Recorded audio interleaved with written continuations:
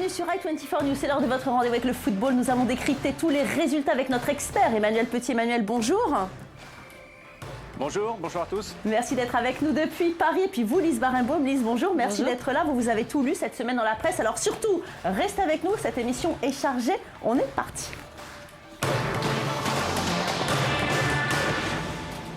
Et on ouvre tout de suite cette émission par le tirage au sort des huitièmes de finale de la Ligue des Champions. Il promettrait de grosses oppositions pour le Paris Saint-Germain et Monaco. Eh bien, les pronostics n'ont pas été déjoués. On va regarder ensemble les équipes qui vont s'affronter à ce stade de la compétition. Regardez le tableau. Chelsea va affronter le Paris Saint-Germain, Manchester City, Barcelone, Bayer Leverkusen contre l'Atlético Madrid, la Juventus contre le Borussia Schalke affrontera le Real Madrid, le Shakhtar Donetsk, le Bayern de Munich, Arsenal, Monaco. Enfin, l'équipe suisse de Bâle sera opposée à Porto.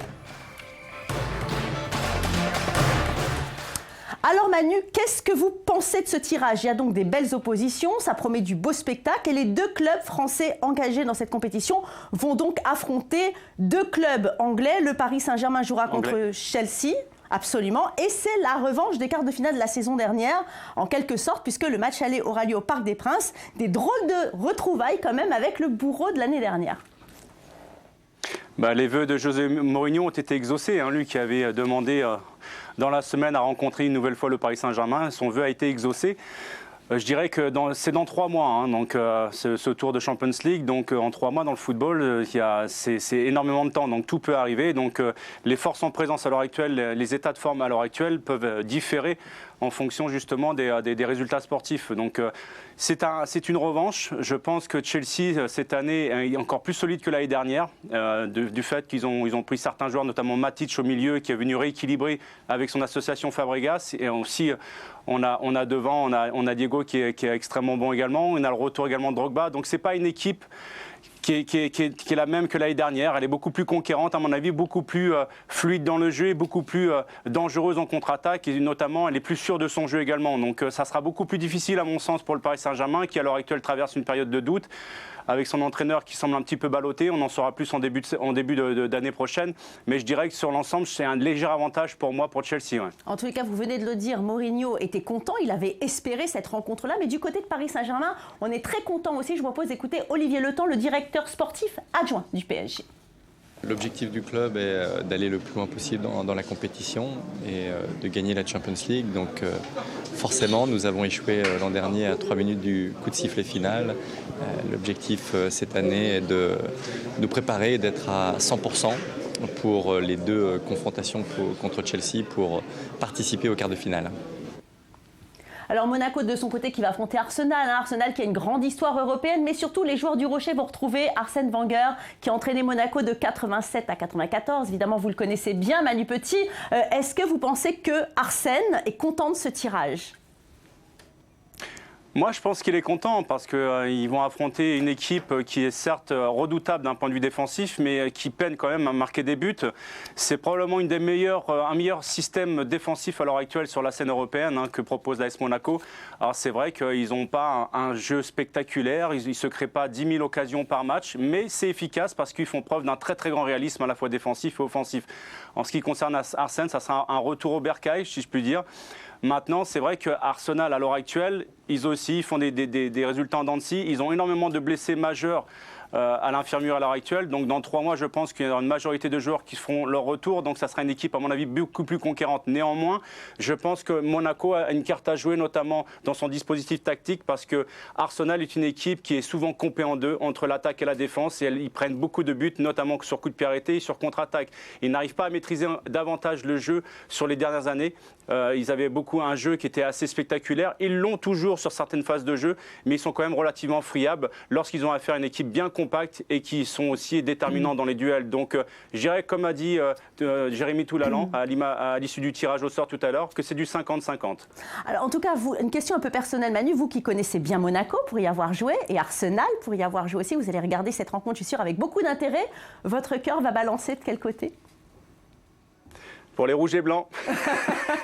Lesquels ?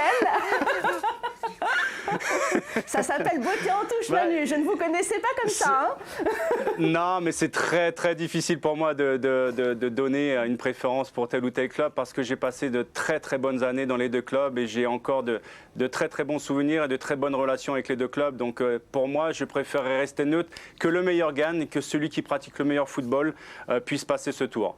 Alors un mot, si vous le voulez bien, sur les autres rencontres. Schalke 04 qui tombe sur le grand Real Madrid. On a envie de dire c'est joué d'avance là.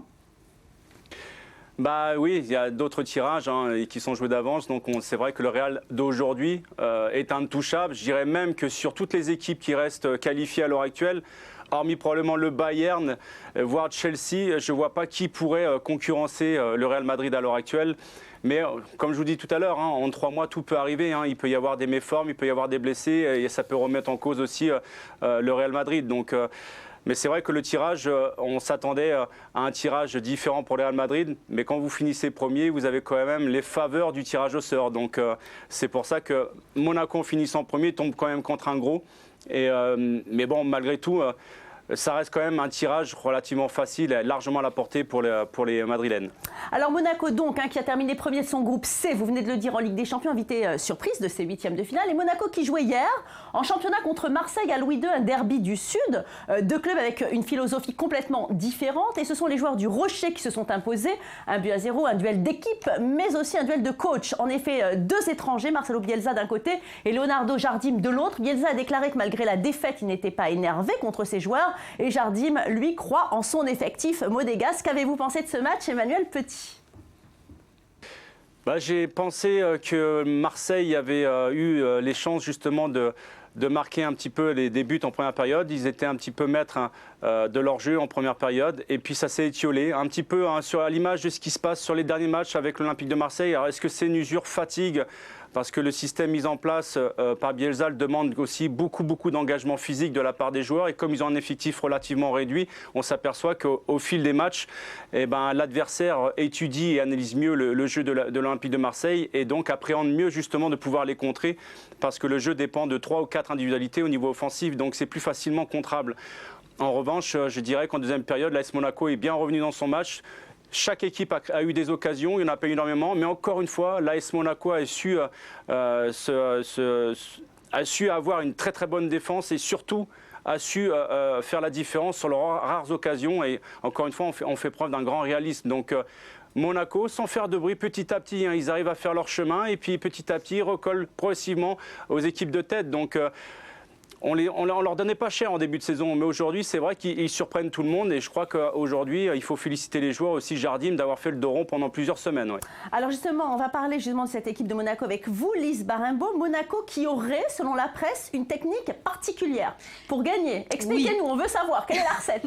Alors c'est le site Eurosport qui en parle et qui nous dit que les Monégasques en fait appliquent leur recette européenne à la Ligue 1, donc pas beaucoup de possession de balles, mais les 3 points quand même. La méthode, c'est subir pendant la majeure partie du match et puis porter le coup de grâce final. C'est la méthode Jardim, mais ça fonctionne puisque la stat du jour, c'est le chiffre 0. 0 comme le nombre de buts encaissés par l'AS Monaco lors de leurs 4 dernières sorties. Qu'est-ce que vous en pensez de cette méthode Jardim, Manu Petit ? À partir du moment où c'est efficace, vous savez, quand vous laissez partir vos 3 fers de lance au niveau offensif, que ce soit Rivière, Falcao et James Rodriguez à Madrid, notamment, j'ai une petite pensée pour Falcao quand même. Depuis son arrivée à Manchester, entre blessures et banc de touche, il doit regretter justement la qualification de Monaco en 8e de finale. Mais bon, c'est vrai que quand vous avez 3 joueurs majeurs offensifs qui partent, vous vous reposez justement sur des fondamentaux qui sont plus défensifs qu'offensifs. Et à l'heure actuelle, ça marche d'autant plus que Dimitar Berbatov est blessé. C'est lui qui faisait un petit peu le beau temps au niveau de l'AS Monaco ces derniers temps d'un point de vue offensif. Donc je crois que Jardim et les joueurs, ils font avec ce qu'ils peuvent à l'heure actuelle. Ils le font avec excellence en plus. Alors les Monégasques qui surfent donc sur une vague de succès, on vient de le voir. Peu de gens auraient parié sur eux en début de saison. Après le départ de Falcao et de James Rodriguez, on n'aurait jamais imaginé voir les joueurs de la principauté concurrencés avec les plus grosses cylindrées européennes. Un reportage tout de suite de Sacha Reboux, on en parle avec vous deux tout de suite après. C'est la bonne surprise de ces phases de poule. L'AS Monaco à qui l'on promettait l'enfer est pourtant sorti premier de son groupe, dans lequel figurait tout de même le Bayer Leverkusen, le Benfica Lisbonne, ainsi que le Zénith Saint-Pétersbourg. La formation AC mixte qui fêtait son retour dans l'épreuve reine, après 9 ans d'absence au plus haut niveau et une finale perdue face au FC Porto, peut se targuer d'avoir réussi son comeback. Et si elle a obtenu de tels résultats, l'équipe de la Principauté le doit à un homme, Leonardo Jardim, son coach portugais arrivé en début de saison qui ne cache pas son plaisir. Je suis heureux car nous avons atteint cet objectif. Il me semble que le groupe et les joueurs ont donné une franche réponse aux critiques qui ont été faites. Nous avons bien joué et méritons notre qualification. Et si Monaco doit tant à son entraîneur, c'est aussi à un de ses joueurs clés que le club rouge et blanc doit être redevable, Jérémy Toulalan. Le milieu increvable a toujours montré le chemin à ses coéquipiers et veut voir son équipe aller loin. Aujourd'hui, je suis plus apte à aider les jeunes, on va dire, qu'il y a quelques années. Donc, pour moi, c'est pas un problème. Et les compétitions européennes, on se bat toute l'année pour être dans des compétitions comme ça, et surtout la Ligue des Champions. Donc, pour moi, c'est d'aller le plus loin possible. Autre joueur primordial dans cette qualification de l'ASM, Dimitar Berbatov. L'attaquant bulgare que tout le monde pensait en fin de carrière est arrivé sur le rocher sans faire de bruit, mais par son travail et son abnégation, a prouvé à tous que ses dirigeants avaient eu le nez creux en le recrutant. S'il n'a toujours pas marqué cette année en Ligue des Champions, le Dandy reste néanmoins le joueur à créer le plus d'occasions à son équipe cette année et place le collectif avant son intérêt personnel. Dans un match, il faut marquer un but de plus que l'adversaire, quel que soit le buteur. L'essentiel, c'est de gagner.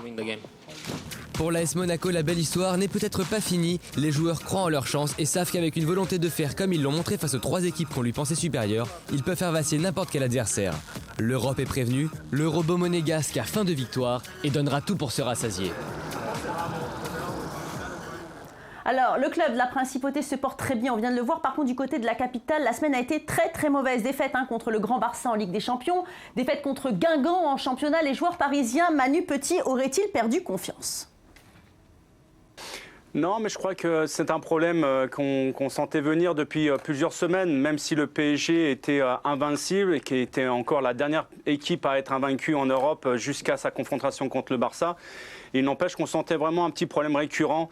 Alors, est-ce que c'est lié à la fatigue ? Je le pense, parce qu'il y a beaucoup été présent au mondial. Donc c'est une préparation tronquée d'un point de vue physique. Je pense aussi qu'il y a une lassitude sur certains cadres. Je pense aussi qu'il y a beaucoup moins d'abnégation et d'agressivité dans cette équipe pour gagner les matchs, comme c'était le cas l'année dernière en championnat. Donc c'est vrai que là, 2 matchs consécutifs, 2 défaites, notamment contre le Barça, avec des choix qui ont été contestés en deuxième période avec la sortie de Verratti. Mais c'est surtout la défaite contre Guingamp, quoi. C'est le plus petit budget de Ligue 1 face au plus gros. Et ils perdent 1-0. Donc là, ils ont un match dans 2 jours en Coupe de la Ligue que j'aurai l'honneur d'ailleurs de commenter sur les chaînes de France Télévisions.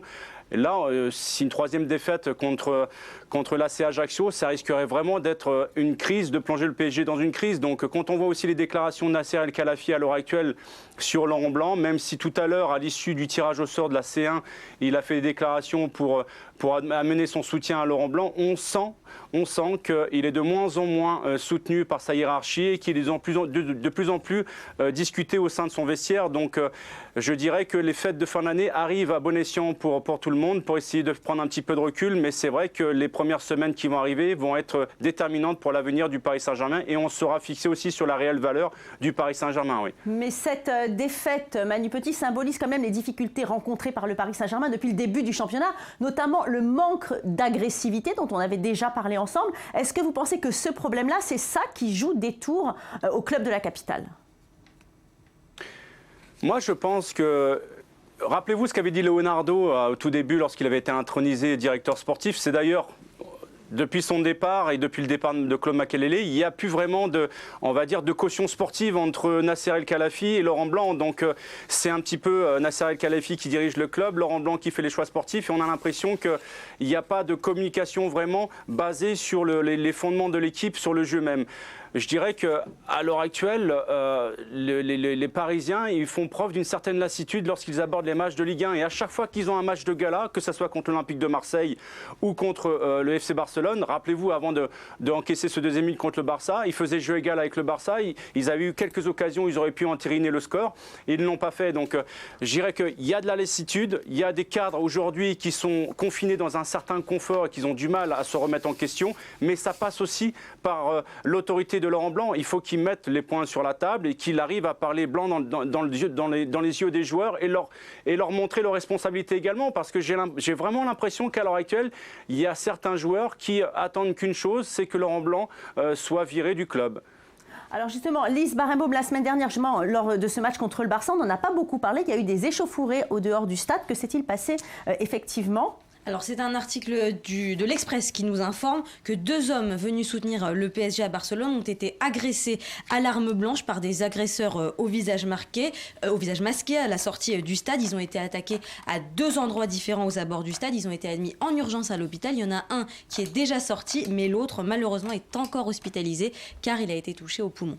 Merci beaucoup à vous deux. Malheureusement, cette émission s'achève. Merci à vous tous, chers téléspectateurs, de nous avoir suivis. On se retrouve demain pour le reste de l'actualité du foot. C'est un plaisir de passer ce moment en votre compagnie. En attendant de nous revoir, prenez soin de vous et surtout, ne zappez pas. L'info, c'est maintenant et c'est sur i24 News.